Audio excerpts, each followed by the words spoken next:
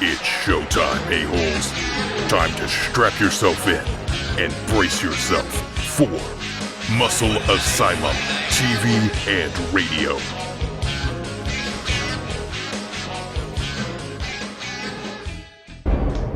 Hello everyone and welcome to another episode of Muscle Asylum TV. We are joined today by, I'm going to get this right the first time, Mick the Gift Galley and IFBB Pro, I said that, I even fucked up on that, IFBB Pro Jake Nikolopoulos. Nikolopoulos? Oh, you know it's saying, you said it plenty of times. No, I know, but Nikolopoulos? That's it. Yeah, there we go, yes. Sweet. What's happening? Galley, how are you? Good to be here. I'm here in my gym. You can see it behind me. So I'm very fortunate to be able to be in a gym. Hopefully you're social distancing. Is anyone else in there at the moment? Nah, just my echo. That's it. Just me and my lonesome self up here, which is how I like it. So is this you basically being a little bit of a Nostradamus, knowing the predicament we were going to be in 2020 and building your home gym well in advance from everyone else? So 2011, I built the gym knowing that there was going to be some kind of virus. Yep. Yeah, there was a mouse in the gym, and it whispered to me and told me that 2020 is going to be the year that I'm going to be able to train by myself with no one around, and no one else is going to get bigger because I'm going to be the only one with access to a gym. So yeah, so this is strategic. He only just got his pro card. He and it was all planned. Yeah, that's it. Yeah, that's why anyone that's asked me to come and train with me, it's like no fucking chance. Like I hope you all get small and sit on the couch at home and just keep eating fucking shit, get fat. Firstly, we'd like to congratulate you on the birth of your daughter. What did you name your daughter again? Ayla, that's right. Yeah, because Scott was on the other week and he was Ava, I think. So that's why I was getting confused. Oh wow! Ayla. And I think you were only 2 weeks before us. Yeah. So I think we announced it on our social medias very close together at the time, and I thought it was pretty cool having someone that I know that's having a kid, because when my son and your daughter get married one day, it's going to be pretty cool. Like, imagine the genetics when my little boy ends up, let's cash in. Yeah, let's cash in already. Yeah. Now, how you dealing with parenthood, mate? How you enjoying it? I've got to tell you, we're super lucky. From all the stories that I've heard from everyone, and get ready for this. You're not going to sleep. You forget about your bodybuilding and all this sort of shit. It really has. She's been an awesome baby, and Stacey's been an amazing mother so far. I think the timing was just perfect. And she sleeps really well. She's breastfeeding from the word go. We're still able to sleep. If we go to bed at 11, she only wakes up probably at, 2 o'clock in the morning, then again at 6 to eat. But she'll sleep that whole time. So we've been able to all get pretty good rest. She's not, so far anyway, she's only three weeks old, but so far she's not a crying baby. Even when she's awake, she's just looking around and checking shit out. But she doesn't just cry. The only time she cries is when I take her clothes off to change her nappy. That's about it. Yeah, you're very lucky. So, how about you?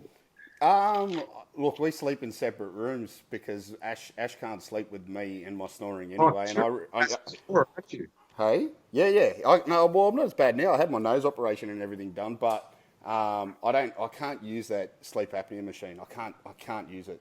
And that's quite loud too, right? A lot, not as loud as me snoring, but yeah. But so she's got the baby in the other room, so I don't get disturbed with her waking up and having to feed him. But yeah, I think it was the same at the beginning. It was just at the beginning it was a bit rough, but It's a little bit more in a routine now, and yeah. Yeah, I think that's the biggest thing, isn't it? It's like trying not to stress so much. Like if you work out why the baby's crying, most of the time it's only if they've got a little bit of gas, whether they need to burp or whether they need to be fed. So really, if those three bases are covered, you're doing all right. It's weird. This is the first time Gally's just sat there silent, like I can't relate to any of this shit. I'm not sure if I can in any way contribute positively to this conversation. I don't know. Every time Mark brings up his baby, he starts crying. I don't know what to do. I've already had. You know what? It's really. I must say that her accuracy. It's like laser accuracy with her shitting. And it's the timing of it is just impeccable. Otherwise, I take her nappy off to change her nappy, and just as I'm about to put on the fresh nappy, she just unleashes. Yeah, Ash has had that a couple of times. I haven't had that. I had a projectile vomit the other day, which was pretty cool. It's I was it's just impressed how much came out and how far it came out, and then he just sat there looking at me like, I'm like that's... We've had people tell us, and the midwives are like, oh, it's really good to have some nappy free time. Just let them, sit on the couch with some towels and stuff. So last night we tried the whole nappy free time, and Stacey was holding onto her in her arms, and first she started weeing, and then as she's weeing, then she started pooing at the same time. So all over Stacey, all over the floor, everywhere. So. I just turned the camera because Ash seriously just keeps walking past, breastfeeding, not giving a shit. She's zero fucks given. You'll get into trouble for that now, Mark, for all the feminists out there. Oh, look, she can breastfeed. I just don't want everyone that watches this having a look at my wife's boobs. You're done. You're right. Bodybuilder insecurity. Let's talk a little bit about bodybuilding. How's life of a pro? How things have changed since getting your pro card? Because I don't think we've had you on the show since you won your pro card this time last year. Yeah, it would have been just after the show. Yeah. Yeah. Well, not a lot. I think the biggest thing that's changed is still that direction that I was heading in. You guys probably remember I was telling you that I had a couple of years where I was kind of went a little bit backwards, where I wasn't doing things that were ideal for my body, listening to different advice and all that. So I'm still just happy now that since before when I got my pro card, what I was doing training-wise, food-wise, the amount of food that I was eating, that's that time now doing that same thing for a little bit longer. I've just kind of gotten even better again. So I'm glad now I've worked out just the amount of food that I need to be eating. So I really wasn't eating anywhere near enough food. And even this last contest prep, the show that didn't go ahead, I was still eating tons of food leading up to that show. So I know my body so much better now. So just time, man. That's really all that's changed. Is now I've gone back to what I know that works. I've slowly, progressively kept getting better with still having the same mentality of not trying to just blow up and get too big and just really do stupid things that are going to kind of compromise my health, but the other compromise my look. I think you see so many guys once they turn pro, then all of a sudden it's all the information and that they're getting from everyone is, now you got to get bigger. Now that you're pro, you've got to compete against all of the big boys and blah, blah, all this shit that people fill your head in. I think a lot of guys fall into that trap where they're like, okay, what do I have to do to really push it to put that much size on? And we've all seen it before. The size that they usually put on by going down that road of taking it too far and too quick, it's usually a big, bloated, puffy, messy look, and the waist thickens. And I just don't like that look, to be honest with you. I know that the size, there's things that you can do, obviously, to put that size, that massive amount of size on pretty quick, but it's just such a soft, puffy look. And I think once guys go down that road, it's very hard to ever get that kind of dry, thin skin ever again. Like there's a lot of guys that I just don't see that conditioning or that dryness or that hardness.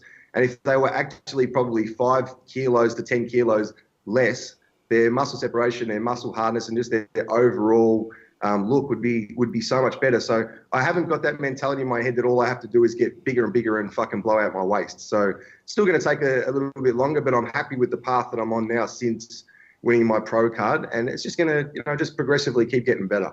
When you talk about how much extra food that you were eating, and obviously that's what you needed to do to grow and have more of a pro physique, give us an example of your diet. And I know that people that listen to this, you could tell us, hey, give us a rough calorie intake of what you're having per day. But I know people will be generally interested in what you would eat, what type of food you would consume meal by meal. I want to know if you're still having that pizza still. Yeah, so those pizzas that I was eating, so I was eating a large Hawaiian pizza every second night up until 4 weeks out, I think. Still? No, like even now? Now I still have a pizza. Like I'll have one like every night now because I'm not getting ready for a show. So my metabolism is just always on fire, and I find that I need to eat, just tons of food, which I'm not a big eater. I don't like eating. So really the labors of having to sit down and have these massive bowls of food, I'm not doing it because, I love eating and I'm such a pig. I literally have to fucking do it to be able to maintain. I've got to eat a certain amount, but to be able to grow, I need to eat a sickening amount of food. So I just have to do what my body... Break it down. I don't know, bodybuilders hate being asked this. Talk about stuff from breakfast. So breakfast would be... So a carton of eggs cracked into egg whites, so 12 egg whites, 2 eggs. What else am I having? I'm trying to think right now. Geez, it feels like it was. And I would have 50 grams of oats, so there's not much carbs really in the oats. So there's only like 40 grams of carbs there. But I was also having a couple of slices of wholemeal bread. And that was really, because I was training kind of early, I wasn't having a whole heap of my carbs in the morning. It was more all those egg whites and a couple of whole eggs. But then pre-workout, I would probably have another bowl of oats with a little bit of protein powder, a tablespoon of nut spread. Then I would train. And then from then on, that's when I would really start eating. So after I finished training, I would have about 150 grams of carbs. So I'd probably have 100 grams from sugar, from dextrose. And then I would have probably another 50 grams in berries and rice flakes, something like that. So my post-workout meal total worked out to probably about 230 grams of carbs just in my post-workout. Then I would go home, and then my this is easy because my rice meals and my meat meals, so all I did was just have a meat portion. So whether it was chicken, rice, beef, or chicken, beef, fish, and then I would probably put 250 grams of cooked meat and about 300 grams of rice. So then I just did that every 2 hours, then 7 meals worth. 7 meals? 7 meals. On 7 meals worth wow. of that. Yeah. See, that's where the calories are coming from. Every 2 hours, 7 meals. And then the pizza on top of that. So that's why it worked out to probably about 6,500 calories, I think it was 6,300 calories every second day. But then on the other day, I wouldn't have the pizza. So I deducted probably about, I think it was about 1,500 calories or something like that for the whole large pizza. So I never went below like 4,500 calories the whole prep. Because the condition you achieved at the guest pose, which would have been the Arnold Classic, your first pro show, from what I could see from photos, was pretty spot on. Were you happy with your conditioning? Yeah, well, look, I wasn't originally, I'm sure we'll get into this story later, but I wasn't originally going to get locked in for the guest post because there was so much up and down, and that week that things are on, things are off. So the Saturday night, I did my photo shoot on the Saturday, which I kind of depleted a little bit for. But as soon as the photo shoot was done, we finished that at like 8 o'clock in the morning. So then I ate all that day and all that night. I think I had like 4 burgers just consumed from there with chips and sauce and fry, like everything. So then once I woke up in the morning and decided that worked out we're going to go do the guest pose, I wasn't, I didn't try to drop water or anything like that. So, but yeah, my condition leading up to it would have been my best condition to date by far. So I'm not judging how I looked on the guest pose because I was just kind of really just winging that and just fucking around a little bit. But if I would have done a proper, water deplete and all that stuff, it would have been my best condition by a mile. Did you, like the last off season you had, Jake, did you stay lighter than what you normally would? Did you have cardio throughout the off season as well, or? No, look, I've never had to add cardio. Even my cardio for the contest prep, it was only 40 minutes a day for the last probably 4 weeks. Before any time before that was only 20 minutes a day. Yeah. So this prep was literally, it was an absolute dream prep for me. My cardio was super low, my food was super high, and my body just responded. I was able to still keep lifting heavy. It was only really the last, because I haven't been probably this lean before a contest. So this is the first time I've really felt my joints were kind of really achy. Like I had to change my training just in a sense where I wasn't going as far past failure. I was doing a little bit more constant tension kind of thing and just stopping a few shorts from failure because I was just a lot drier just normally.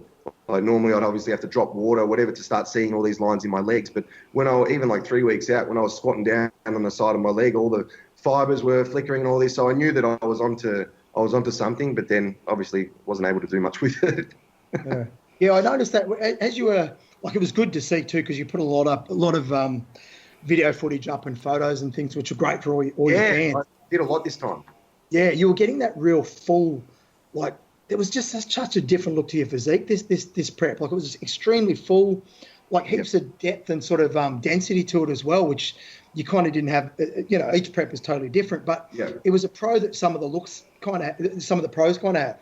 I was really happy. I was really happy, as I said, with that look that I was able to bring. And I think a lot of that just comes down to usually in the off seasons when I'm not training, I kind of eat 3 meals a day or whatever, and I just kind of let my body.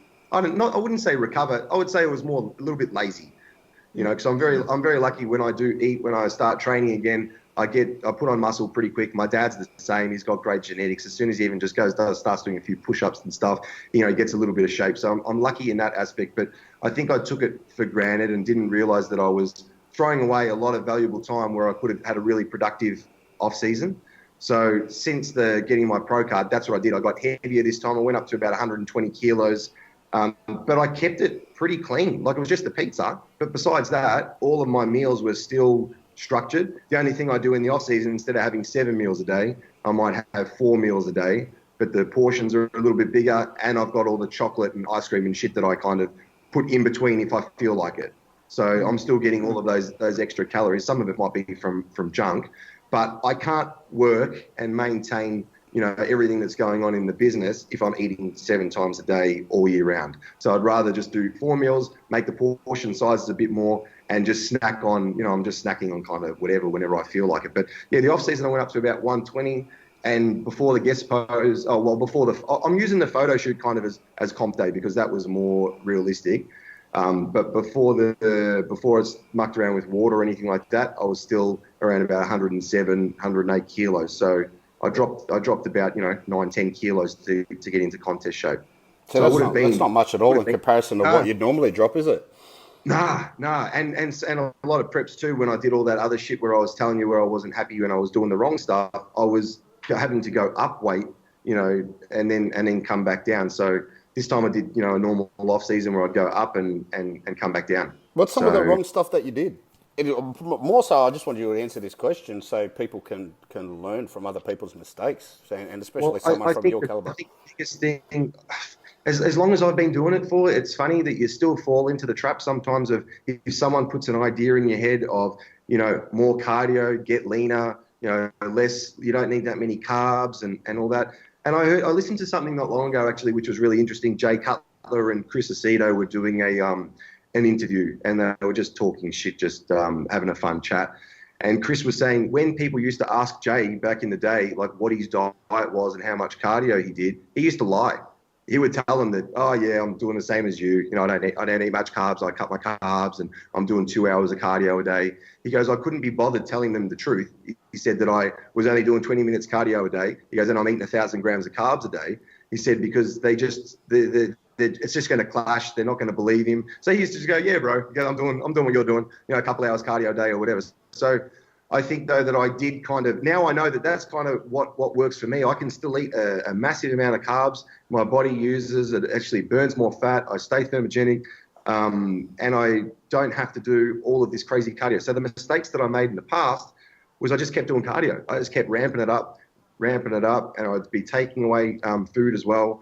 And my mindset, I know some people probably, if the easy option's there, they take it. But for me, if I'm getting advice from someone, or if they're telling me, you need to do this, this, and this, I see it through. Like anyone that's ever helped me in a contest prep or whatever, I like to stick to exactly what they're saying, which could be maybe a little bit of a downfall for me, because when I was doing those preps in 2018, when I pulled out of the Arnold's for that first pro qualifier that I was going to do, like that was typical one of those preps where I just got smaller and smaller. I was doing more cardio. I was taking out more food, and I was just like, fuck, this is, it's a horrible, horrible look for me. So they were the lessons that I learned, which I suppose the biggest thing is listen to your body and try things. You need to, don't be scared to try the higher carb diets. Don't do so much cardio, but commit to it for, 4 to 6 weeks and see what you're doing. I literally didn't have to change my food or carb cycle until probably around about, maybe 4 weeks out. I started carb cycling. I would have a high day of probably 700 grams of carbs, a medium day of like 500, and the lowest I went was probably 400 grams of carbs the whole prep. So I really can't complain that it was a hard prep, or I had diet brain and all that. I was just eating a fucking ton of food. You still work? Sorry, dude. No, you go. And you still work a full-time job as well, don't you? Yeah, well, we've got the business. So Dad and mum's me, Dad, and Mum. So Mum runs the office. Me and Dad are out on the floor, and we've got 25 guys that work for us now. So we've got we do all the sheet metal and steel for all of the big plumbing centres. We supply Reese Plumbing with all of their flash.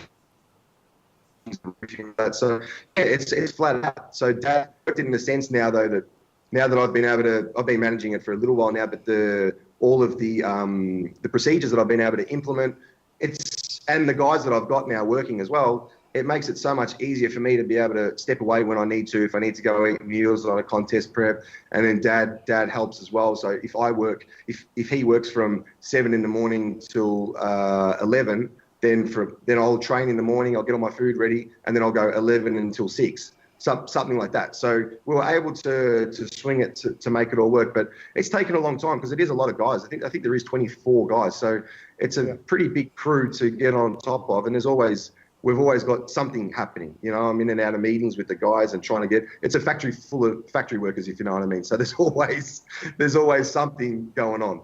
Yeah, I suppose that's good in a way too. Like it gives you something else to focus on instead 100%. Of just thinking. Yeah, it'll make a big difference. That distraction and being out and that's why when we were saying earlier about I've got this amazing gym behind me where I could have had it open to the public for a lot longer. But to be honest with you, with the amount of effort that I'm putting into the business, it's given me the luxury to be able to keep this just for myself. But when I was PTing people and was PTing all day long, like just have like 20-minute gaps between clients and go all day long.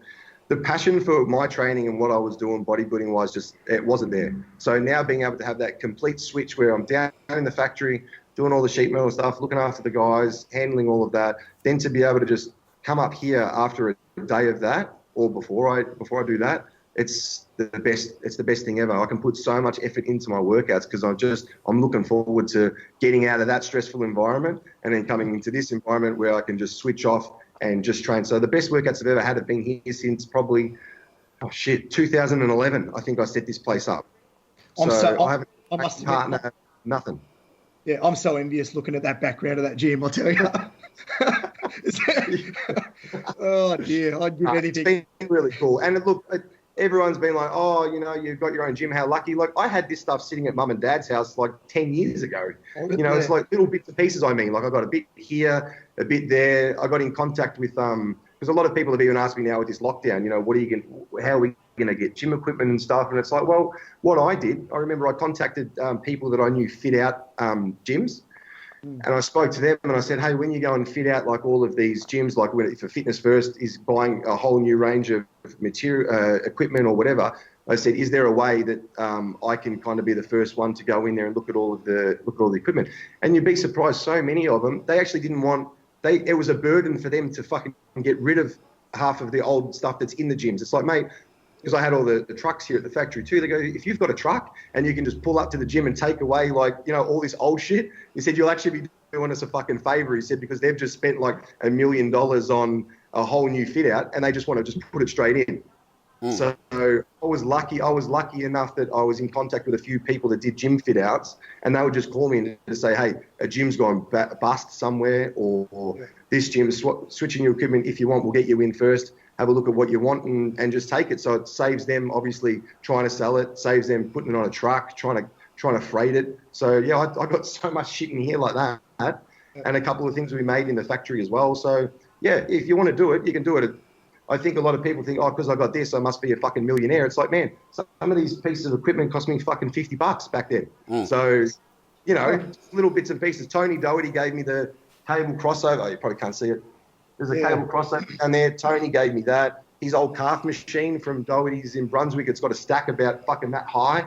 I've got that in the back corner as well. So all little things like that I've just collected over the years. And if I added it all up, it probably wouldn't have cost me more than what most people pay on a fucking 10-year membership. How many people do you get hitting you up, especially in times like these, to come and train there? Or do people just know now not to how many best friends have come out of the woodwork?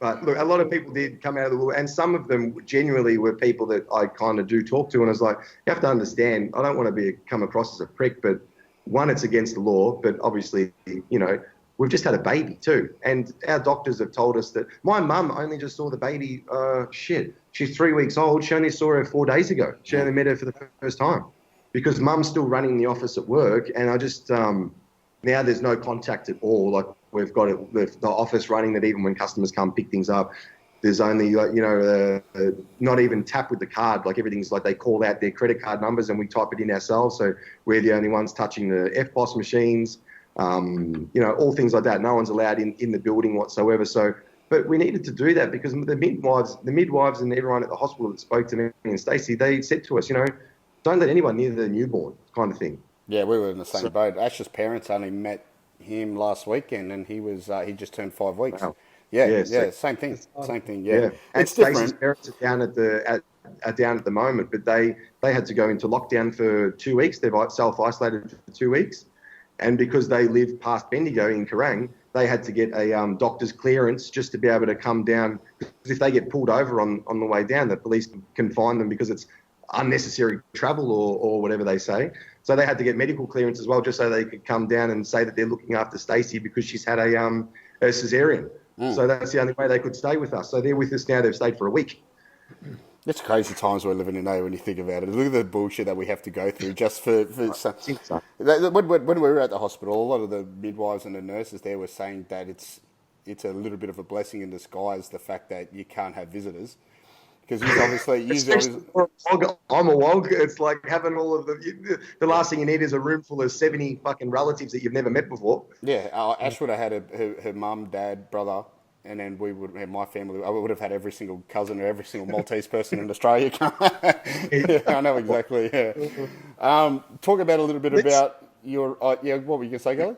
No, I was going to bring up the same. I was going to bring up the prep for the Aussie Arnolds. The first thing I want to know with you, Jake, when did you pretty much know that things were going to be canned? Like, how far out was it? A week? Oh, to be honest, I didn't, because it wasn't even until I think when Tony made the announcement, because I saw what happened in Ohio, and I just thought exactly the same thing was going to happen. So in my head, I thought that worst case scenario that we were just going to be in front of a crowd, like no audience. I thought it would just be judges.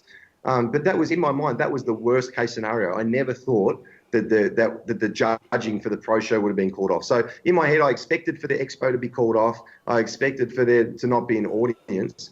So it kind of didn't worry me. I still had my head down and didn't lose focus. Was still doing everything 100%. So even when Tony was saying there was a hint of things being cancelled the week before, it never kind of entered my mind that it was going to affect the pro show. So it was probably 2 days before the show was when they started closing borders and all of the international travel and stuff, is when I was like, okay, who's going to come to a show if we're not going to have any of the top pro athletes? And then I heard a couple of rumors from people. Dexter's already not coming. This was like two days before. That Dexter's already not coming. There was a few guys that have pulled out, and I'm just like, fuck. So what would the point be of having a pro show if it's only going to be me? Maybe another. Who other? I was the only Australian on the list besides Josh. Yeah. So if it was going to be just me and Josh and maybe a couple other names, what's the point? So that's when I kind of got a little bit scared, thinking that if we're not going to see Dexter, if we're not going to see a lot of these big names, then it's going to be called off for sure. I'm not in contact with any of the other pros. I talked to Patrick more just through messages and stuff, but I wasn't in contact enough to message him and say, hey, what's going on? What do you think is going to happen? Are you going to come? Have you cancelled your ticket? Are you coming? So it was last minute for me. Literally, when Tony said that it was off, that's when I knew that it was off. Yeah. Yeah. Run us through how you felt with that, Jake, because obviously this is by far the best you've ever looked. There was no doubt about it. And like you said, it was a very good prep coming into it for you, not mentally and physically. Yeah. It would have taken a toll, surely. Oh, no, 100%. You know what? I'm probably very blessed in a sense that everything that was happening with Stacey, she was a week away from giving birth and all that. Like I had a lot of other things like mentally in my mind. But once I first found out, I just remember just like, fuck. I rang up my best mate, Aaron, who helps me with my prep. He's always looking at me. We're always changing things together. And I rang him up, and the first thing that we were both spewing about was, fuck, I'm not going to stand next to Dexter. That was the first thing, because Dexter was retiring. And if I had the chance to have being a call out or stand next to him, I thought that was my only chance. And leading into the show, that was a major motivation to me, not to be competitive with Dexter, so don't get that twisted. I'm not saying that I want to be competitive, but just to have the memory to be able to have a photo, to be on stage next to Dexter and one of the all-time Hall of Fame greatest bodybuilders. And I just love just to have that photo. Yeah, that's what I mean. And I just really wanted to be able to have that. Even if I wasn't in his call out, I'll just run in from the side quickly and someone can get a photo. But just to be able to be on stage with him, that was actually a big motivation for me, because William Bonac, Dexter Jackson, if I'm looking at my physique, my height, my proportions, that's more kind of a realistic thing. I look at them and I say, wow, like for shorter bodybuilders, they are the pinnacle of the shorter bodybuilders at the moment. So I really wanted to stand next to Dexter and just see kind of what I would look like compared to someone who I think is the greatest shorter bodybuilder of all time. So that was a big downer for me. And then, yeah, I think once all the conversations kind of quietened down, so I kind of had time to myself after everyone was obviously consoling me and calling me and all this time, but I was just like, no, look, what do you do next year or whatever. But then once it actually the realization of it all kicked in, so I was telling everyone it didn't worry me or whatever, but I remember we went for a walk. I was still doing my cardio and all that, and it was just like, fuck, like it was such an anticlimax. It was very disheartening, and it was just like, no one knows from the outside, even my parents. My parents know what I do, but no one actually knows, all of the cardio, even though I wasn't doing that much cardio, but, the cardio, the dieting, and just the time, the posing, and not just my time. It's the time Johnny Barlis as well. He's posing with me every Sunday. We're posing a couple times a week for a couple of hours, and my mate Aaron's with me like every second night, seeing how I'm looking. So there's a joint effort from so many people that goes into getting onto stage where you just kind of feel like, fuck, like, all even of that. Your partner Stacey, like obviously going through the entire pregnancy while you're prepping, you could have been there a lot more. Yeah, that would have been the hardest thing. Yeah. So much for both of us, and that's why I think obviously she felt it so much too, where she was just kind of like, fuck, she's like, what a bummer type of thing. I don't know. There's not really much more. And then once that whole roller coaster of emotions goes by, then you kind of just think of the bigger picture. It's like, what's going on in the world and everything like that. It's like realistically that comes first and foremost before anything. There's so much more bigger things going on than just bodybuilding.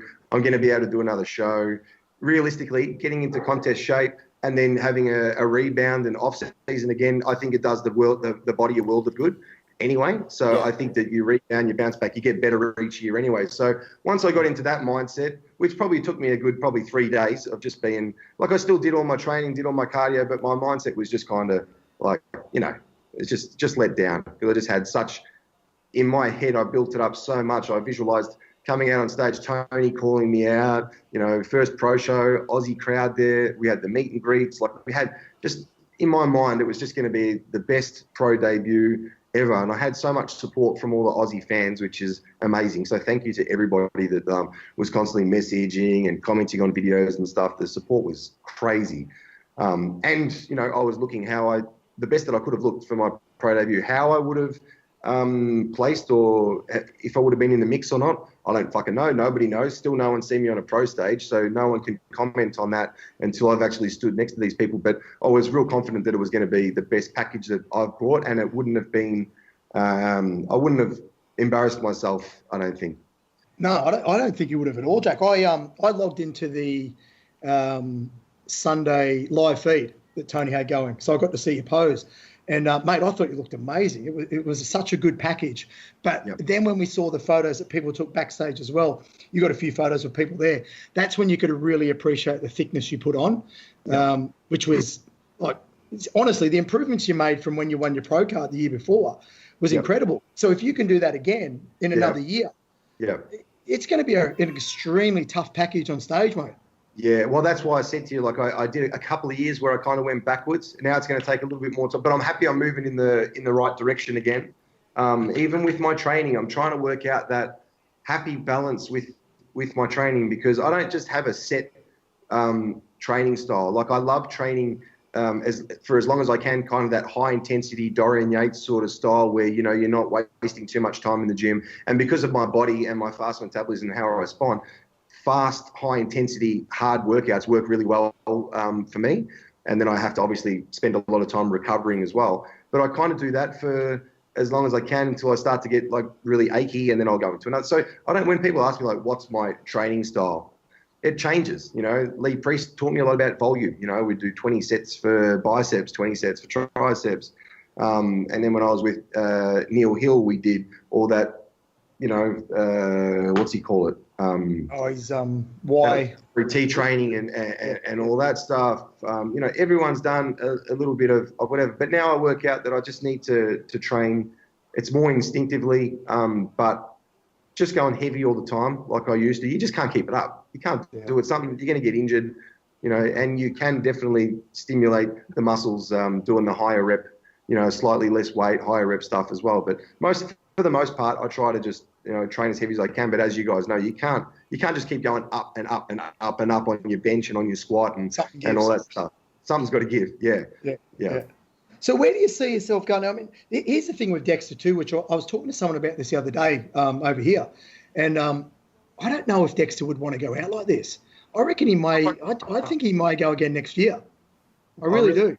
Yeah, I really hope so, because that was, out of all of the guys on stage, he was probably, not saying whose physiques are like, so I like most of the guys' physiques have all got amazing physiques, but if I'm wanted to look at myself and see where I can kind of go for the future next to someone that's more my height, I really wanted to be able to kind of stand next to him. So I hope that he hasn't retired just yet.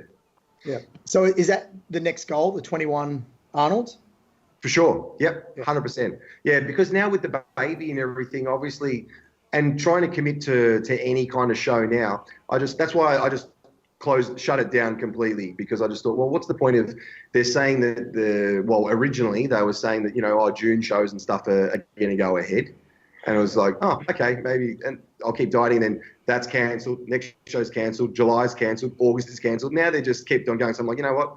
Fuck it. I'm just going to go back into off season. Let's just worry about next year. And we still don't even know what this is going to look like in 3 months, in 4 months. Like, who knows whether the Olympia and all that even goes ahead? Because how's the Olympia going to go ahead too if you've got no qualifying? You've got no qualifying shows. They're just going to have to give it to whoever's the highest on points at the moment, or I don't know. It's international travel too.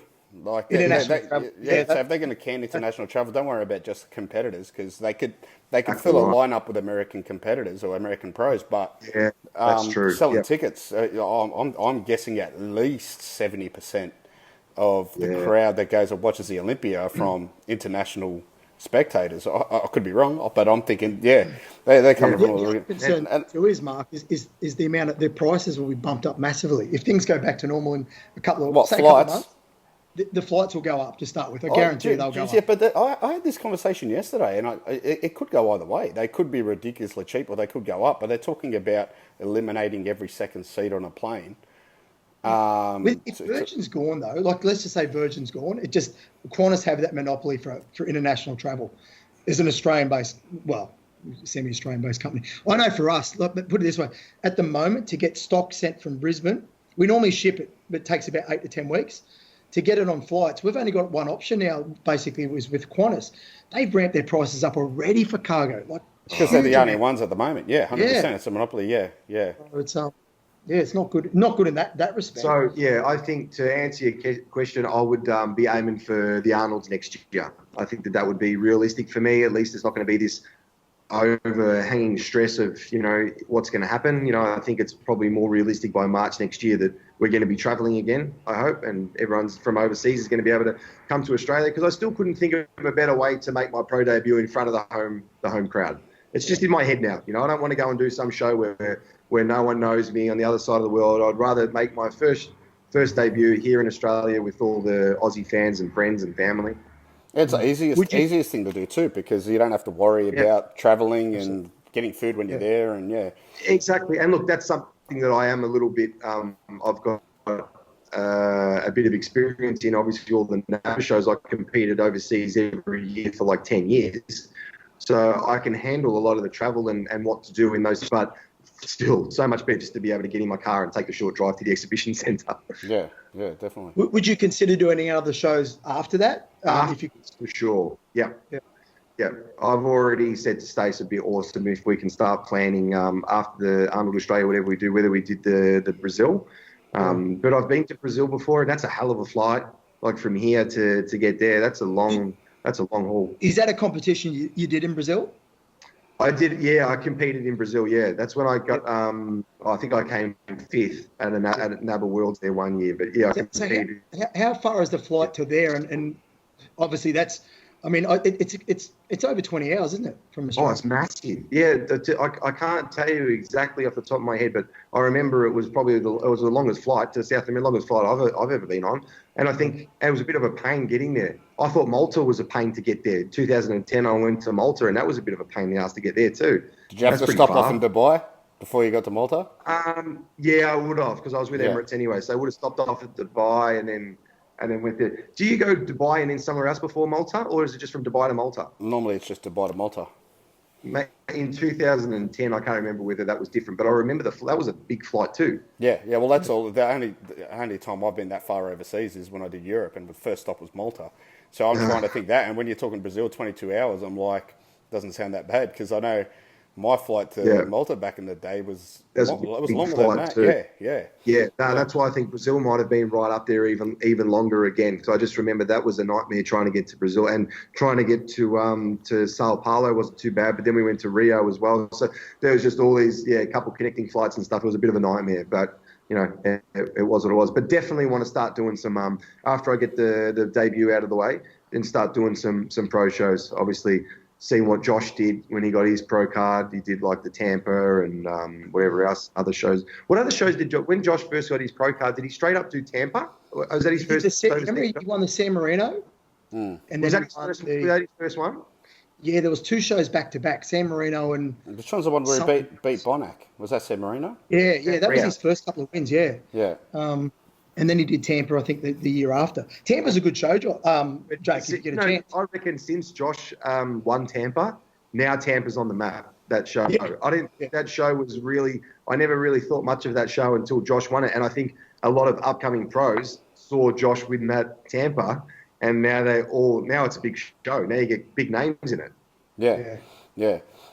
You've obviously got to think about who you'd be travelling with too, because you wouldn't be taking the little one with you if you went to Brazil next year, would you? So your wife or your missus would have to stay back home. Who would you travel with?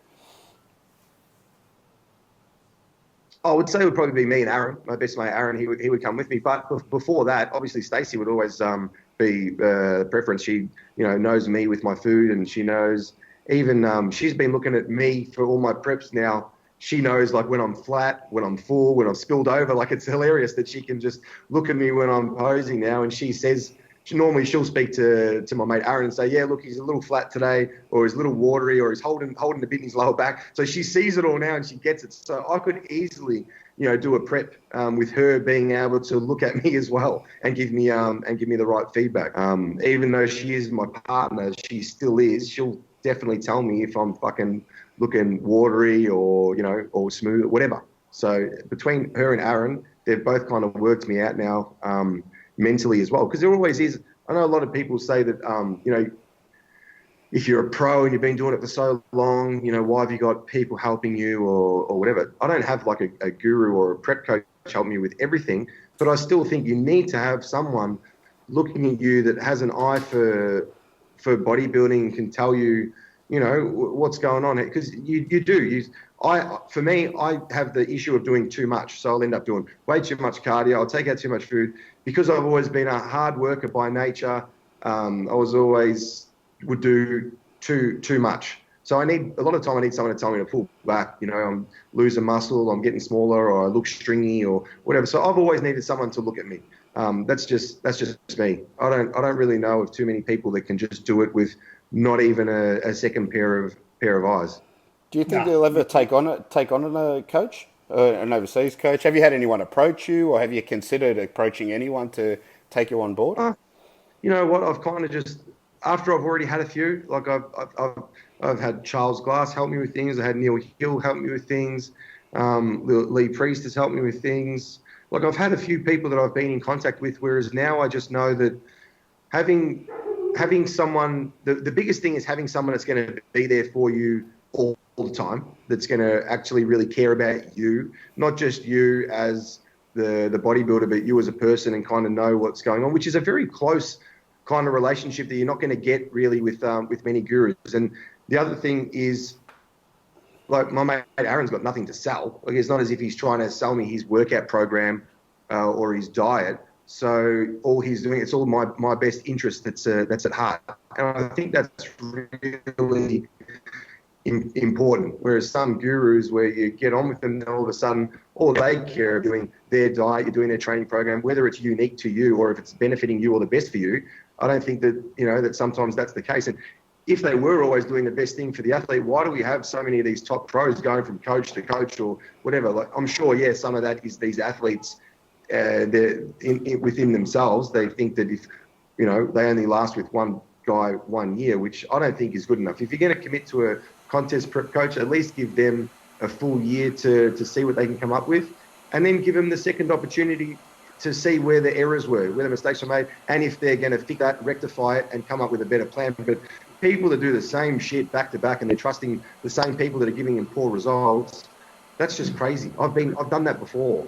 I've listened to the same person, and then after the contest prep, they fill you with, next year's going to be better, and you're only going to get better, and then you do the same prep again, the same shit, you look the same, and you have to, you've got to work out what works best for you. But I think that the biggest thing is having someone that actually gives a fuck about you, really. Like, that's one of the biggest things. That was Gally's best mate you were talking about. Remember Gally, when you wanted to have that photo with Jake after he won overalls in Melbourne? Oh, fuck. I only just thought about that then, actually.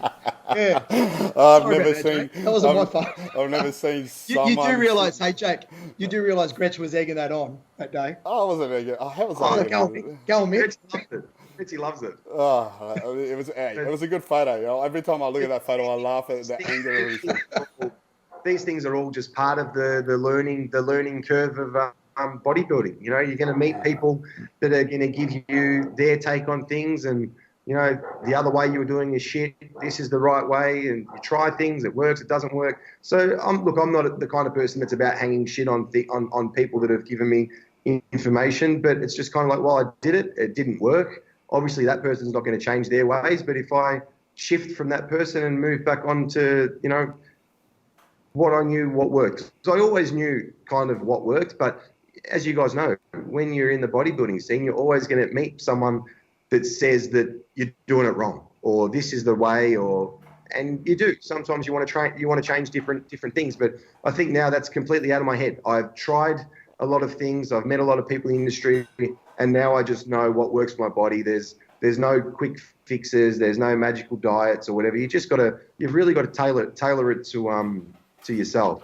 And if you've got a couple of good people in your corner that aren't talking shit, that are being honest with you and are telling it like it is, you're 90% there. Yeah.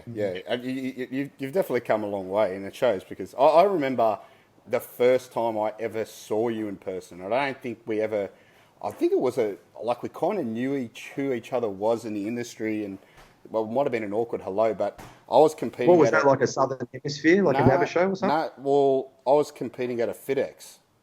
Oh, okay. And you were walking in, and I remember looking at you and seeing you walk in, and you had a tight shirt on, as you always do, and so I saw the size of your arms, and I thought, I hope this motherfucker isn't competing, because I'm screwed. But I think you were sponsored by Optimum back then, and you were just working the booth. Okay. Yeah. But I remember seeing you then, and you were only a young pup. I remember thinking, short, fucking big arms on the motherfucker. And then I saw you, compete obviously at the Southerns and that after that, and you've definitely come a long way. But you've always, ever since a young age, had the genetics were there, and the genetics were noticeable. When you look at competitors now, like I think of James Newcomb, who looks really, really good at his age, and he has the potential to go far. You can tell from a very young age when someone has the potential of being a successful bodybuilder and a successful pro. Yeah, definitely. And that's why, like, over the years, I think this would have been one of probably the second year. This would have been the second year where I would have had the size and the condition again. So at the Arnold's, I was happy with what I brought. I think I did as much as I possibly could have done from the mistakes that I made in 2018. So to get back on stage and to win the pro card, I came a long way from being under 100 kilos at the 2018. So when I was going to compete at the 2018 Arnold's, when I pulled out, I was only about 96 kilos. I can't believe you were that light. Yeah, it was like 96 kilos. When I got my pro card, I think I was about 100 and well, maybe just on 100. I think I was just on 100 kilos when I got my pro card. And this time I would have been about 106. So I put on about 6 kilos again from the card. So yeah, 6 kilos in that 1 year. So imagine if you put another 6 on this time next year, 112 kilos on stage. And that look, I'm actually really excited about that, because I think that now, like I said to you, I haven't got any muddled up information coming from every different direction. What I did when I got my pro card worked. What I did for this show, which would have been my pro debut worked. So now I'm going to do exactly the same thing again. And, just hope that my body keeps responding the way that it is. But I'm wrapped that I haven't had to do anything stupid, haven't had to do any crazy shit. I'm letting the food do the majority of the work, which I think, a lot of people that haven't been in the industry for a long time are probably going to say that's bullshit. It's all based on other things. But when you've been doing it for a long time, if you see someone that can still get better from year to year to year to year, there's a lot more to it than just drugs or supplements. Because a lot of the guys, once they're kind of saturated with all this size or whatever, I don't think it's good muscle that a lot of these people put on when it's put on so quick anyway. But you don't see the yearly progressions of these guys putting on 2 or 3 kilos every year in the right spots. Like you look at Dexter Jackson, I was watching an interview that he did when he first started. What was he, like under 200 pounds? I think he was like 180 pounds or whatever the fuck he was. It was light as. And then every single year he just put on just those couple of kilos, whatever. It was just these slow increments that he put on. And the quality of the physique is just so much better when it's done like that. And I think when it's done through the majority of it being hard training and food, it just looks better. You're a lot healthier. You don't feel like shit. Like how many bodybuilders you talk to them on a contest prep or even in the off season, they look like they're about to drop dead. They can barely breathe. And they're just, when they diet back down to contest physique, they haven't put on much muscle at all. So whatever I'm doing at the moment, as I said, it's working. And I've tried to do the majority of it through food, which is not as easy as just taking something. If it was just taking something, that's a hell of a lot easier than sitting down and eating, 300 grams of rice and 250 grams of chicken seven times a day. So I can see why a lot of guys get lazy when it comes to, all of this, how you eat and get big sort of thing. It's like, well, if you eat the fucking food and eat hard and eat, the volume that you need to eat to put on size, you're not going to have to put your body under that much stress with all the other stuff. So I think that's the mistake that a lot of people make. They're lazy. They don't want to eat the amount of food that you have to eat to grow. I think you hit the nail on the head there, mate. Yeah, like you said, it's consistency, day in, day out, doing the same thing, which a lot of guys just don't want to do. You guys yourselves would know too. How many of you seen that come onto the scene like a whirlwind, where you've got everyone saying, "Oh, fuck, he's the next biggest thing. He's going to be on the Olympia stage soon," and they're pumping up someone's tires and blah blah blah, and then you just don't see the progression. Like it's just like they come onto the scene. Whoever is the biggest, the biggest guru, or whatever, maybe leeches onto them, gives them all the bad advice, what they have to do with all the supplement sides of things or whatever. They blow up, and then all of a sudden they're just not getting any better. So it's just this big whirlwind onto the scene, and then gone. Yeah, you see it all the time. You're right though. It's that rush muscle look, which you can see. It's not. Yeah. It doesn't have that same density to it. It's just like that bloated sort of. That's why I brought up seeing Jake at a very young age, because he already had that muscle development back then. So the muscle maturity that he's built up over the years is that genuine muscle that we're talking about now. You train by yourself, Jake? Always. Yep, I'm by myself, just in here by myself every day since 2011. Yeah, nice. It's a good setup, man. And you were very lucky in a way too that after that comp, you because you've got that setup like that as well, you could get back into a reasonably good rebound as well and stick to it. You obviously eat pretty well year round, but you've got that gym there to train at. You're straight back into work as well, so you've got a pretty good positive environment around you. Yeah, and as I said to you, I scaled the meals back At the moment, I'm training 1 day on, 1 day off. So I find usually when I rebound, when I want to just go into the off, I do that a lot in the off season where I'll actually train 1 day on, 1 day off. So I find that if I'm just train as hard as I can for that one workout, then I have a day off. I find in the off season I can actually push a little bit more weight and train a lot harder if I know that I've always got a recovery day the next day. That was something Lee Priest told me ages ago. He said in the off season, he said when you're just trying to eat for size and train for size, he goes, just train every second day. When you do that, are you eating the same calories each day, even on your rest day? Yep. In the off season, yeah. For me, I can't get in enough calories. So yeah, I just eat. See, I wouldn't be able to do that without getting ridiculously fat, even if I did cardio. That's just genetics, I guess. You talk about your metabolism being so high all the time. Yeah, but I'm guessing you're on your feet all day long, working in the factory, and that you're up and nice and early. You get food. Yeah. And I think that's exactly right. Like being on my feet in the factory, walking up and down, and even the stress too. Like I think that just being stressed in the business and always being, on your toes and stuff. I think that all of those things, I think, add on top of the, what you're burning at the end of the day. Yeah. Let's wrap it up there. We just want to say, the last question I want to ask is it always ham and pineapple? Like, do you ever stray? Do you ever go a Supreme? Do you ever go a margarita or Margarita. I don't know. Fucking, I'm a peri chicken guy. Peri chicken. I haven't. It's always been the last couple of years. It's always just been ham and pineapple Hawaiian pizza. Last night, Stacey's mum cooked homemade pizzas in the oven, and she made a couple of Supreme pizzas. I had that. It was all right. But no, I don't know. Ham and pineapple for me is just, it doesn't fuck around with it. Yes. I'm with you on that, actually. I'm faithful. Pineapple on a pizza. Still not a fan. Really? Look, I'm not saying I hate it, but I'm a peri guy. Peri with extra chicken. That's my go-to. Anyway, let's leave it there because I'm getting hungry. I haven't even had breakfast yet. Jakey, thank you very much for coming on, my friend. I know you're a busy man, so I appreciate you making the time. Any messages you want to say? Anyone that you want to thank? Any sponsors or anything before we let you go? Well, of course, massive Joe's. That whole contest prep as well. It was a shame that I wasn't able to kind of get up on stage and represent a lot of people that were supporting me and helping me. But all throughout it, behind the scenes, Massive Joe's was my major sponsor. And then all the little things that you guys are doing, Mark sharing my stuff and Aussie Muscle, Gally, like all of the people that kind of helped push it to get really the presence of me doing my pro debut and getting the Australian fans behind me. So thank you to all of you guys for your show. Even I think on Sunday I'm doing an interview with Giles for Muscle Development. Oh, yeah.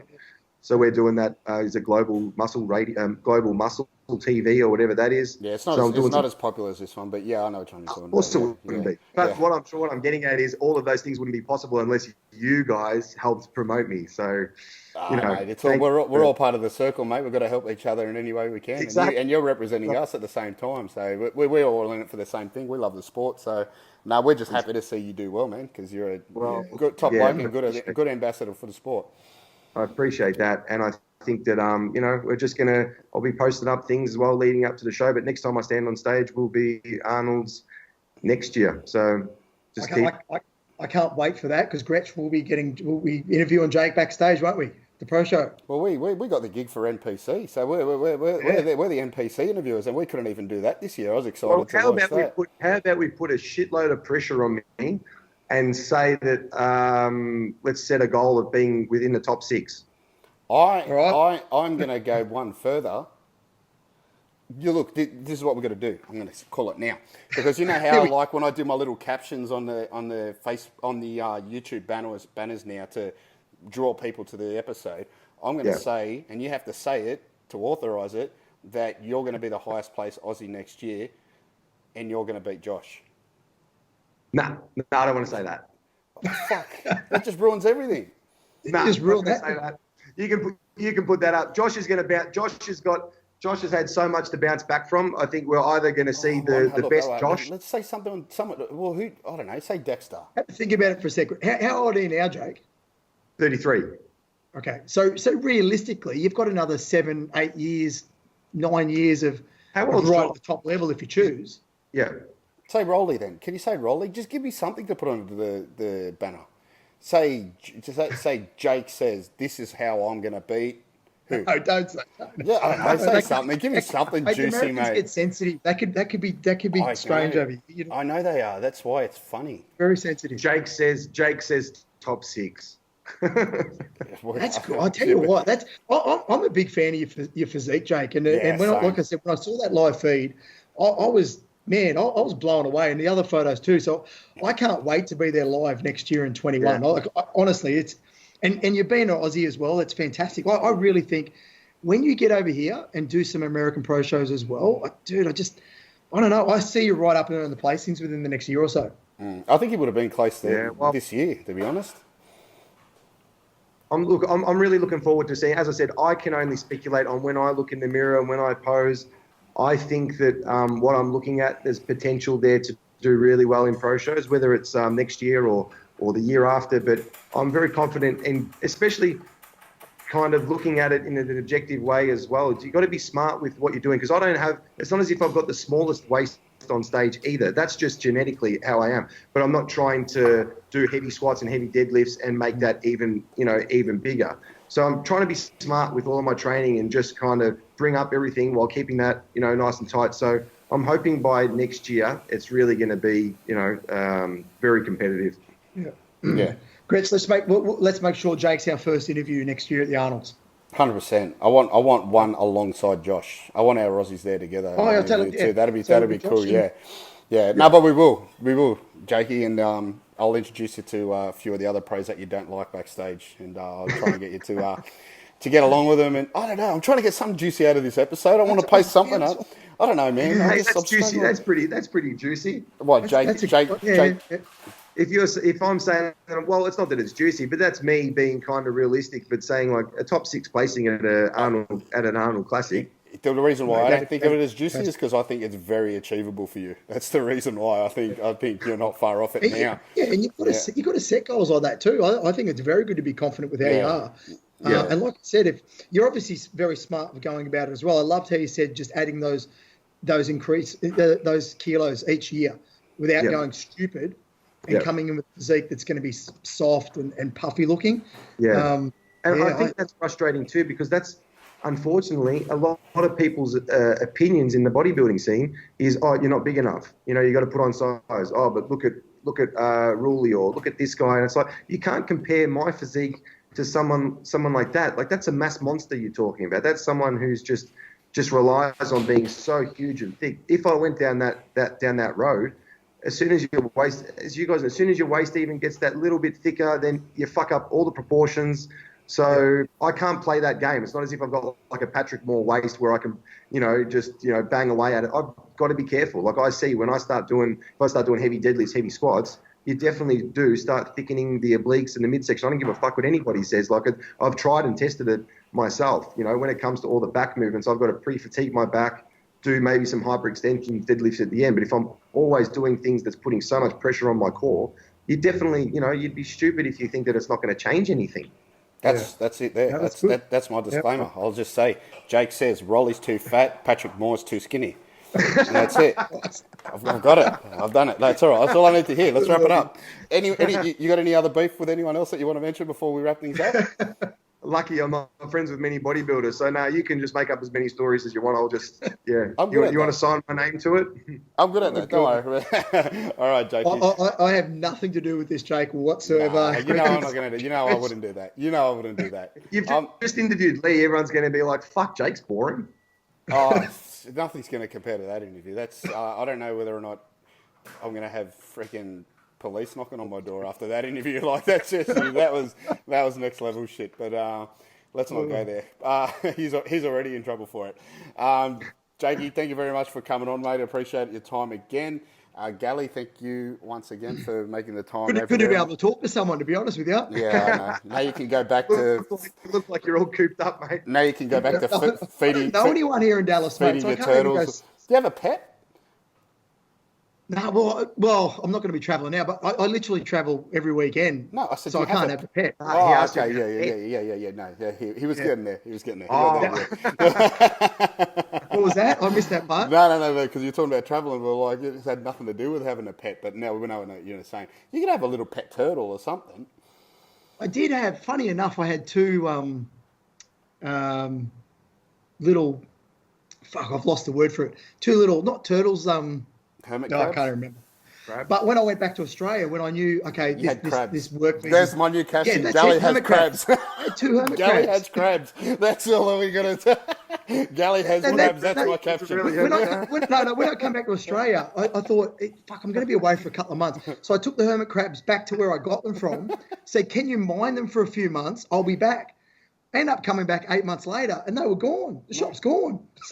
No, I've lost my hermit crabs. that's the saddest thing I've ever heard. That's horrible.